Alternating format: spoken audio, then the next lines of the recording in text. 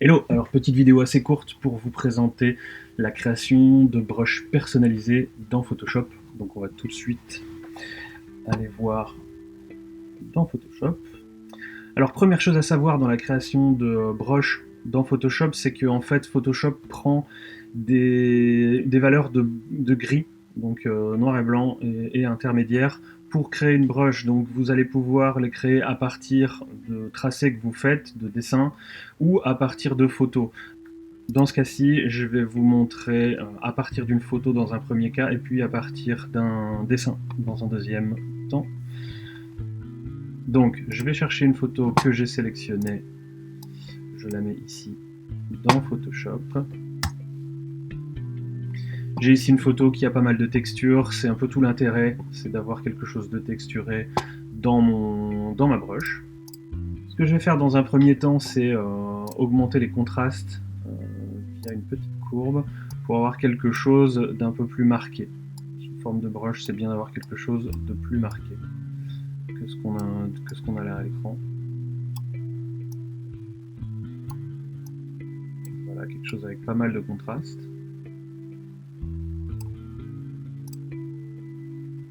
Et alors, je vais sélectionner une partie de cette image. Je vais même monter encore un petit peu.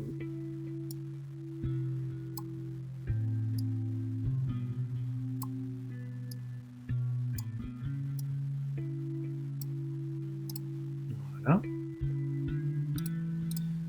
Pour être sûr, on va supprimer une partie vraiment non nécessaire de ce qu'on a fait. Pour ça, il faut pixeliser la photo qu'on a là.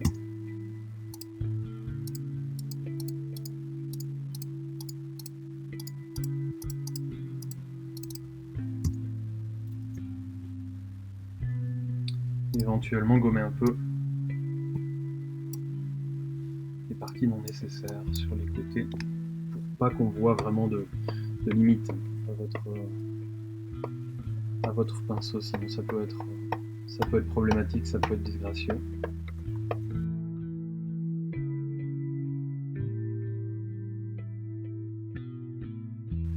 Voilà, l'image est nettoyée.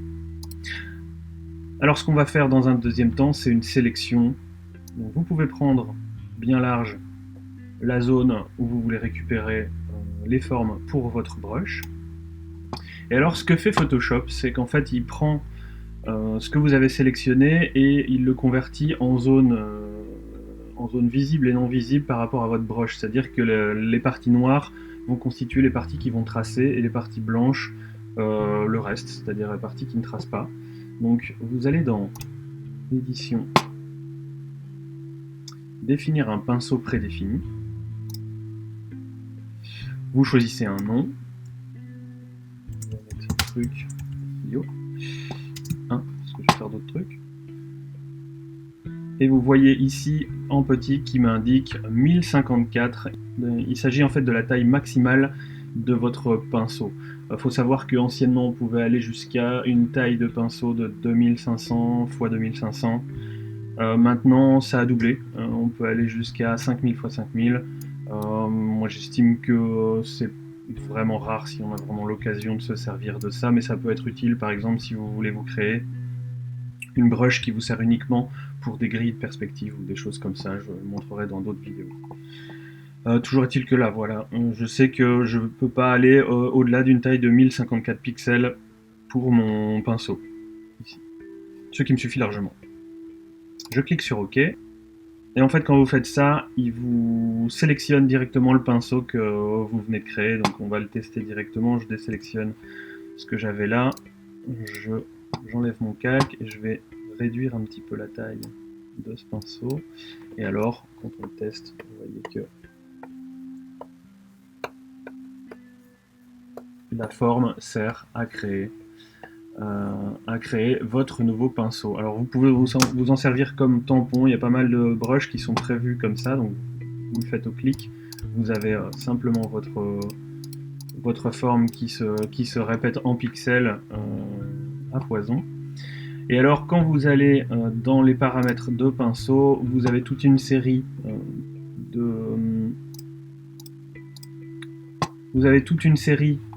d'options qui vous permettent de transformer votre pinceau. Le plus important pour ce genre de brush, c'est le pas en général. Si vous voulez quelque chose qui aille vers de la peinture, en général moi je le mets à fond. Sinon vous avez une espèce de crénelage ou de répétition qui se sent beaucoup, qui peut être disgracieuse. Vous voyez quand vous mettez le pas, enfin pas à fond mais justement au minimum, c'est-à-dire qu'il n'y a pas de pas du tout entre les différentes occurrences de votre forme. C'est-à-dire qu'en fait, qu'est-ce que fait le pinceau? Il vient faire plusieurs fois votre forme suivant le mouvement que vous donnez. Si vous augmentez le pas, je vais vous le montrer, si vous augmentez le pas, en fait, il vous sépare. On va prendre un nouveau calque parce que sinon on ne verra plus rien. Il vous sépare les différentes occurrences de cette forme. Si vous diminuez le pas, elles sont de plus en plus serrées jusqu'à avoir un espacement pratiquement nul et donc une forme qui fonctionne vraiment comme un pinceau. Ça dépend un peu de ce que vous voulez faire. Vous avez ça, et vous avez aussi la possibilité, par exemple, alors c'est vraiment le tout début, hein, il y aura une autre vidéo pour gérer toutes ces options-là. Vous avez aussi la forme de votre pinceau que vous pouvez venir modifier, et l'orientation aussi, ce qui change la donne quand vous peignez avec. Ça peut créer d'autres choses qui peuvent être sympas. Vous avez les dynamiques de forme, tout ça on le verra dans d'autres parties, dans d'autres vidéos. Voilà pour ça. Et alors vous pouvez le faire aussi directement, c'est le même principe. Vous pouvez le faire aussi directement avec une forme que vous créez plutôt qu'avec une photo. C'est-à-dire que si je viens ici créer, je vais vous montrer, vous allez comprendre très vite.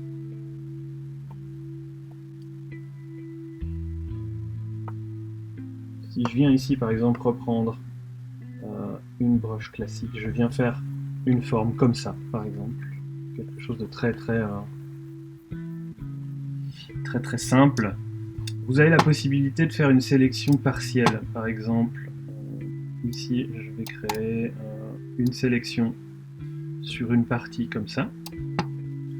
Et quand vous faites édition, définir un pinceau prédéfini, il vous prend que cette partie-là en fait. Vous le voyez ici, vous n'avez que cette petite partie.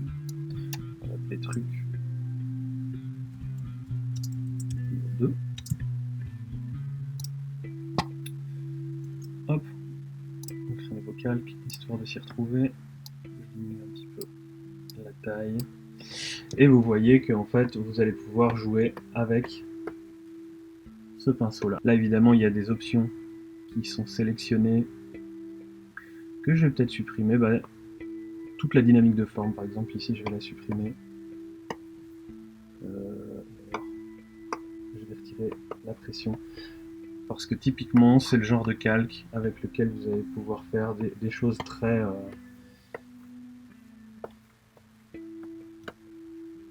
définies, qui peuvent vous servir par exemple pour des thumbnails ou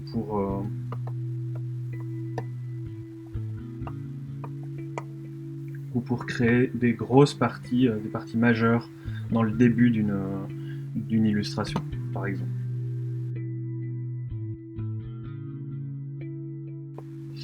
Enfin voilà. Et une dernière chose par rapport à ce sujet, c'est donc les deux petites fenêtres, deux petits panneaux que vous retrouvez ici, qui est paramètres de pinceau ou pinceau tout simplement. Donc pinceau, c'est là où vous allez pouvoir gérer tous vos pinceaux.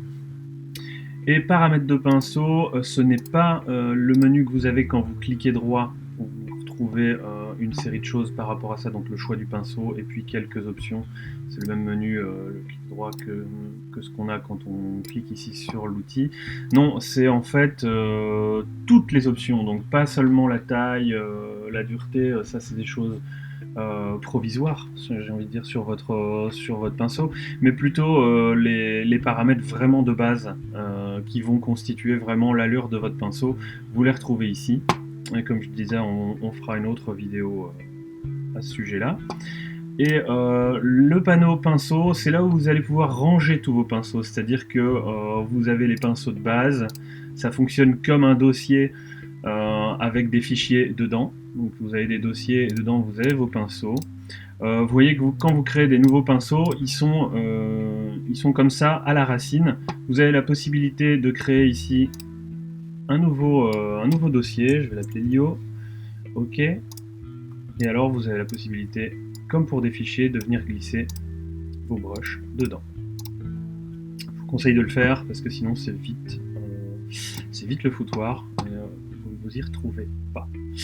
Donc voilà, on va s'arrêter ici pour la partie brush custom. On se retrouve bientôt pour une nouvelle vidéo.